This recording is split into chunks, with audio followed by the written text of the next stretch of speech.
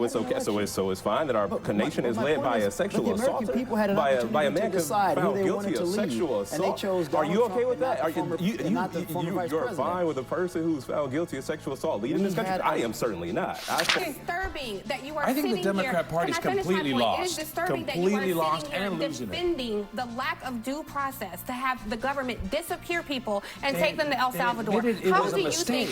What is to stop this administration from me walking out of this studio tonight and me saying something that they don't like and them grabbing me and saying, well, you're not a citizen? Well, how do you know? Because I've not been afforded due process. What is stopping them from deporting me into this El Salvador prison where there are thousands of people locked up without due process? But my point is, for you and you who are defending this, how do you think history will remember you when we look back at this time? I did say that. But you're okay with him going away.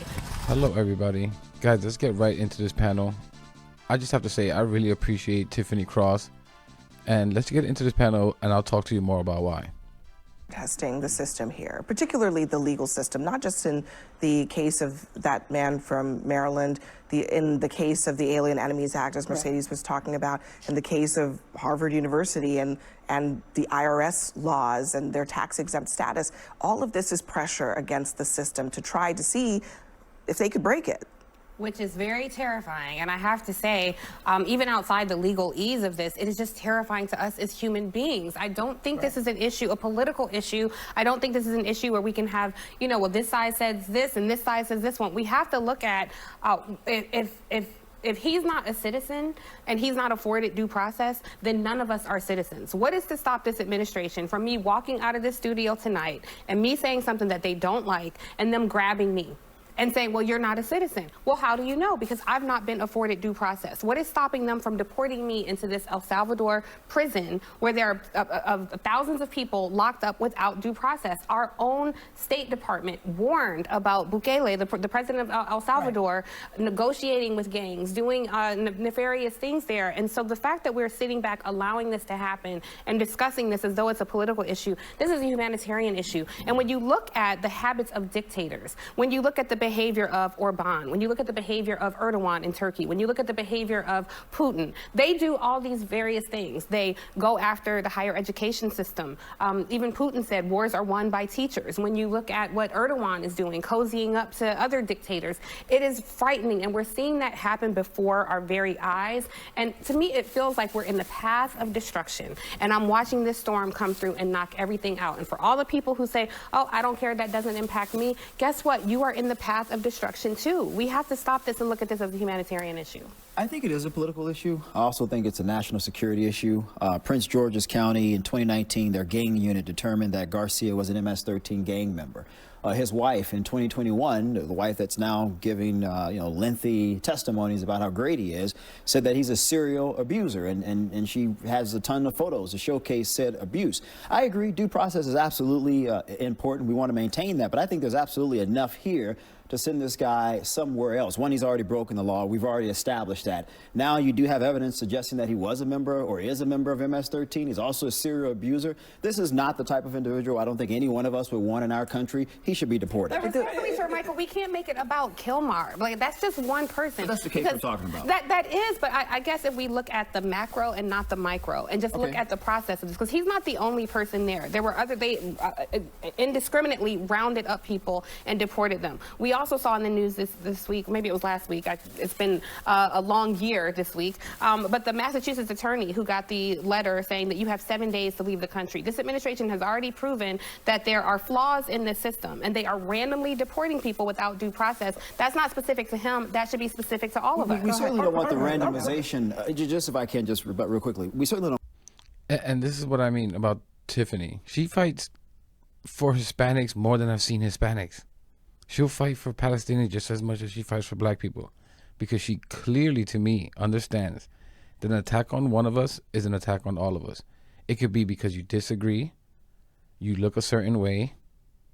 She understands that if you treat one group of color inhumanely, it's just a matter of time that they will do it to another group of color, which is exactly what's going on as we speak. And again, I'll say to these people, Trump, MAGA, there's no difference to them between a black person or a brown person. just Trump supporting Hispanics. I'm talking about you too. They see us as all subhuman. It's all the same to them. If you don't look like them, you are inherently less valuable in their eyes.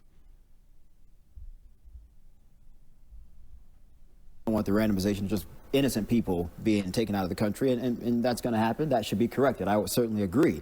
But I think the vast majority of the American people, if you look at the polling numbers, this is one of the only areas where Donald Trump maintains a strong support across the board in terms of people wanting a very tough stance on immigration. And I think politically speaking, some of the Democrats that are saying they're going to fly over there, they're making an optical mistake. So, Mandela, I'll let you get in, but since he brought up the numbers, I just want to show people so we can all be on the same page. Asked whether they oppose deporting undocumented immigrants who are here for a long time and with no criminal records. 33% favor it, 63% oppose it. On the question of whether the administration should send suspected gang members to El Salvador without a court hearing. This is a Wall Street Journal poll. 55% favor it, 43% oppose it. The point being, I think it really depends on what the action is, what Americans support. And I just want to make one note about the gang affiliation. Obviously, this is a police report. We know the police reports are one part of the story. He has in court disputed that because the basis is the clothing he was wearing and information from a confidential informant, not actually direct information. But it is a relevant piece of evidence that we should cite for the viewers. Just more context on what you were saying there, Mandela. As relevant as the... And honestly, I'm surprised about those numbers. That means that at least some Republicans don't agree with deporting people that have been here for 10 years with no criminal record. fact that our president was found guilty of sexual assault, as relevant as the fact that Pete Hegseth, his own mother, called into question his integrity, his ability to serve in the position that he's serving in. What does that have to do with immigration? Well, what I'm saying is these are the people who are leading the country, not just people who are living in the country. We had an election, That's a huge though, difference. Mandela. So it's okay. So it's fine that our nation is led by a sexual assaulter, by a man found guilty of sexual assault. Are you okay with that? You're fine with a person who's found guilty of sexual assault leading this country? I am certainly not. I fought against that with every fiber of my being. Now, if he got elected, we came up short. But are you comfortable voting for that? Are you comfortable with having that lead this country? But are you comfortable with that leading this country? That is the question. Let me understand what you're saying here. Ooh, Sir Michael has been taking L after L, and he's completely right. Sir Michael was just making the point as this person is not great. I think we can all agree that this is someone that we don't want in our country. Fine. He's committed these crimes or whatever he did. Fine. No one's making that argument. It's all about the due process and having his day in court. And I'm horrible with names, but I forgot what he just said. I forgot his name. But that's the point he's making. But you're okay with the guy who's a 34-count felon. The guy who had over 2 dozen sexual abuse claims against him, who is a civilly held liable rapist. That's the point he's making. And let's just be real. If they were going after black people, which they are as we speak, do you think Sir Michael would fight against it? I mean, honestly, I truly believe it could be his own mom being deported and he will still stand by Trump and make some type of justification for it. Well, she didn't tuck me into bed every night, so, I think she should be held accountable. I mean, it's unbelievable to me. I mean, again, a guy who tried to overthrow the government with the help of a white nationalist group called the Proud Little Boys, which led to multiple officers passing away. But we're supposed to believe that these people care about law and order. And if you've committed these crimes or whatever, or allegations of crimes, because again, this guy hasn't had his day in court. It's unbelievable. Are you saying that the idea, as Sher Michael was bringing up, that these immigrants, this guy, he's being accused of something. By the way, he's never been convicted of any of those things, right? Of course. He's being accused of that. That's enough for you to say, get him out, throw him into a prison in El Salvador.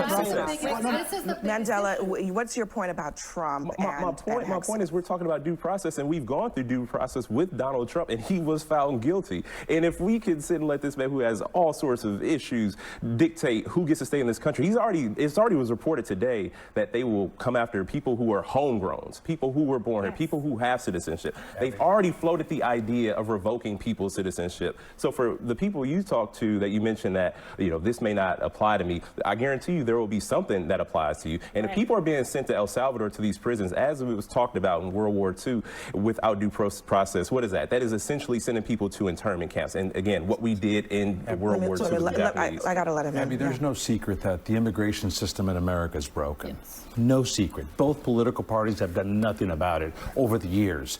But this man here, Kilmar Abrego Garcia, he came here, he filed for political asylum. They didn't give it to him. There was an order for deportation. There was a stay. At the end of the day, the administration made a mistake. They said, we made a mistake, we deported him. Now he has an El Salvador problem. He doesn't have a Trump USA problem. So if this administration wants to do something to facilitate, I think they might give us. The courts kind of disagree with that because honestly, they could just, as many people, bring him back. But as many people have suggested, they could just follow the court order, have him come back, and as they said, He's not coming back because just go through the court proceedings and deport him where they can deport him. By the way, just on a practical level. And guys, I just want to say something quickly. A few people left in the comments that they think Abrego Garcia is no longer living, and this is the whole reason why they're playing this game. Which, if that's the case, that would be horrific. But when I saw that, I didn't think about it until I saw those comments. And I was like, holy crap, that very well could be the case. This is why they keep insisting that he's not coming back. Abby, these deportation proceedings are abbreviated. We're not talking about we have to get a jury and panel, then we have to go through motions and discovery and all. We're talking about a very abbreviated administrative proceeding. So if you adhere to the immigration laws, you give an ALJ at the immigration board to give that type of process, you're done. It's exactly what you said. We're talking about an abbreviated proceeding. It is and they not could have done that from the beginning. It's so problematic. But it made me wonder, truly, from a political perspective, Tiffany, it makes me wonder, because when you look at what the White House did today, they were like, oh, here are the documents that, everyone's been saying, well, what's the proof? Just give us the evidence and let's debate it. They put this out. They brought the mother of someone who was tragically killed by an undocumented immigrant to the White House. From El Salvador. Yeah, this is part of a political strategy. He wasn't the person. The point is that Van Hollen won't talk to the woman here who lost her daughter in Maryland, but he will go down to El Salvador to try to bring an MS-13 gang back to America? Really? It is disturbing that you are I think the Democrat Party's completely lost. It is disturbing that you are sitting here defending the lack of due process to have the government disappear people and take them to El Salvador. How do you think? That's my point. They admitted it was a mistake. This is an MS-13 gangbanger in El Salvador. The Supreme Court has ordered this administration to bring him back. How do you think history? Well, they have said the facilitation of his return. Precisely. But my point is, for you and you who are defending this, how do you think history will remember you when we look back at this time? I did say that. But you're okay with him going away. How do you think when we look back at this time, when the government was, but if there wasn't a legal process, is my point. And how do you think when we look back at this time, when the government is disappearing people, and you two sat on this stage and said, oh well, that's okay. Okay, they are very last word, Abel, and then we have to go. And shipping them to another Tiffany and Chair Michael, hang on a second. Let me let Abel get a word in, and then we got to go. Just briefly, this is no choir boy, okay? This is a gentleman who obviously has had issues. We're finding out more and more and more. And the Democrat Party and Van Hollen, I think they're on the wrong side of this. There was a mistake made. He's in El Salvador. He should get a lawyer in El Salvador to get out of the prison, but he's not coming to the USA. He's not coming to the USA. In El Salvador, they have suspended the Constitution. Bukele has along with the help of lawmakers, suspended the Constitution there to deprive people in El Salvador of due process as well. This is right out of the dictator's playbook that Trump is this particular guy, politically, this is not the guy to hang his hat on. Mercedes Colvin, we got to leave it there for that conversation. Mercedes Colvin, thank you. And I can answer you that question, Tiffany Cross. How do you think Shermichael and the other dude, Abel, will be remembered in history? Shermichael will be remembered as a black conservative who wholeheartedly supported a clear and present white nationalist president who's running around the White House, removing pictures of people of color, removing their achievements, going into the Smithsonian Museum and removing history and want to replace it with their version of history, which you can imagine what's going to be there. This is who he's going to be remembered as. Look at his little smirk there. This guy has no self-respect. And Abel, the other dude across, I found out that guy's Hispanic. Had I known that, guys, there's nothing that bothers me more than a Hispanic Trump supporter, especially on this issue. And I should have known, as an Hispanic, that it would have been another Hispanic that has this kind of view and has this pulled the ladder up behind me mentality. And I want to explain something that I've mentioned, I guess, a couple months ago. This is the problem with Hispanics, is that there's some of us that look like me. We have some that look like Shermichael, Abby, Tiffany Cross. But we also have Hispanics that look like the white dude, Abel. He's a Hispanic. So you can imagine that there's some people like Abel that, even though he's Hispanic, probably identifies and prefers to identify with what he perceives as more elite, more accepted, more appealing, a white American than he does with a brown Hispanic. He's able to almost create the separation between him and what is considered generally a Hispanic, right, which is someone of brown skin. So it doesn't hurt him deep in his core when he sees our people heads shaved and humiliated. He no longer identifies himself with what people think of when they think of an Hispanic. He sees himself as a white man, almost certainly. And let me make this clear. There are plenty of Hispanics of brown skin color, my skin color, who voted for Trump. Because again, there's a lot of Hispanics. Again, this is stuff that you will never hear likely anywhere else, especially from Hispanic. There's Hispanics who are my skin color who just see themselves as a level above black people. That's a fact. I don't know if because they're of a lighter skin tone that they think maybe, I don't know what it is.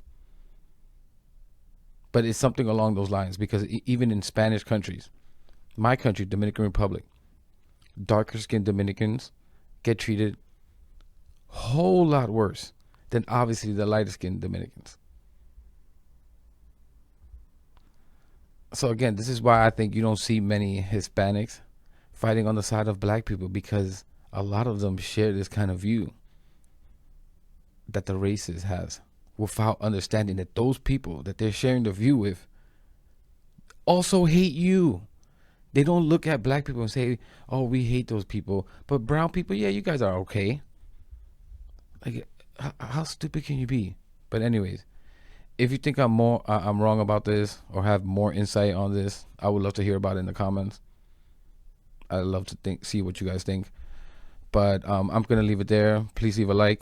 Please subscribe. It really helps the channel. And I'll catch you in the next.